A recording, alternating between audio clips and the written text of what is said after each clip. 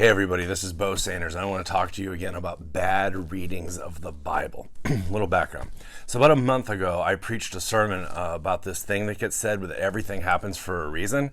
And we debunked this passage in Romans that is actually a migration. So what Scripture actually says is that God causes all things to work together for the good. And we said that a better reading of the original language was that in all things, good and bad, God is working for the good. So we handled that. And I got a lot of feedback on that. I want to thank you for that. I always appreciate the comments and the shares and the likes. But I had several people suggest to me that we tackle this other passage that says God will not give you more than you can handle. So that's what we're going to do today. In fact, I actually think that the top three misquoted things about the Bible or God in this category, number one has to be that God helps those who help themselves. This is like a Benjamin Franklin anecdote or something that gets somehow thrown out there that God helps those who help themselves, which of course is partially true, and it's why it has such traction in our culture. But it's a misappropriation because obviously we have to participate with God. I mean, this is what Wesleyans call prevenient grace, that grace provides to us that which we need in order even to receive saving grace, sanctifying grace, right? Victorious living, the sanctified life. So yes, God helps those who help themselves, but that's not the only people that God helps. Obviously, God helps those of us who can't help ourselves. And that's like primarily the definition of grace. So I love that. But I wanted to point out that this is actually comes from an interesting place. So it was made famous most recently by Bishop Desmond Tutu, who was paraphrasing another African bishop from the early centuries, and Augustine of Hippo, who said, this is Bishop Tutu, said, without God, you can't. Without you, God won't. So in a sense, we do need to partner with God. That's clear. But it's too far to say that God helps those who help themselves. So because it excludes the fact that God helps those who can't help themselves. All right. So I think that's the number one misquoted thing. The second one is this one we dealt with a month ago, which is that everything happens for a reason, and you can go back and watch that video. Not true.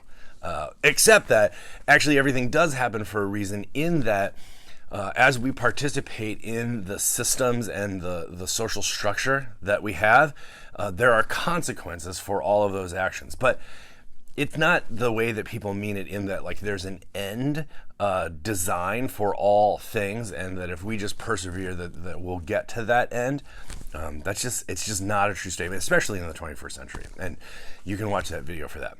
So the one I want to deal with today is that God will not give you more than you can handle. So this is actually a misquote of 1 Corinthians 10:13 that says God will not allow you to come under more temptation than you can handle. And it's always interesting when things migrate, what gets left behind. And in this case, it is temptation. So yes, of course, you will not come under more temptation than you can handle. That's sort of what the scripture is saying there. I always go back to a quote by A.B. Simpson, the founder of the Christian Missionary Alliance, who said that temptation is not sin until it has the consent of your will. I heard a preacher one time say that offering him temptation in a specific area was like offering him a third shoe. Like it just has no appeal. What would I do with that? Right? I'm good. So yes, 1 Corinthians 10:13 says God will not allow you to come under more temptation than you can handle. But the question becomes, why then does it get paraphrased in its migration to God will not give you more than you can handle? Because I propose that actually life can give you more than you can handle. And this is really problematic. And I think that the antidote to this is found in Galatians chapter 6, verse 2, that says, bear one another's burdens. And by doing this, fulfill the law of Christ. And then one verse later, it says, for each one, in the end, will carry their own load. And I always like to point out that the difference between a load and a burden is that a load is what you can carry on your own. Everything more than that is a burden. And this is why we're supposed to carry one another's burdens. So this is why I'm going to be dealing with this weekend. I want to thank everybody who suggested that we deal with this passage, and I hope that you'll tune in Sunday morning for the live cast, and I'll put it out as a video next week dealing with this. But simple fact is, this is a bad reading of the Bible. Life can give you more than you can handle. This is why we need each other, to bear one another's burdens, because sometimes the load is too heavy.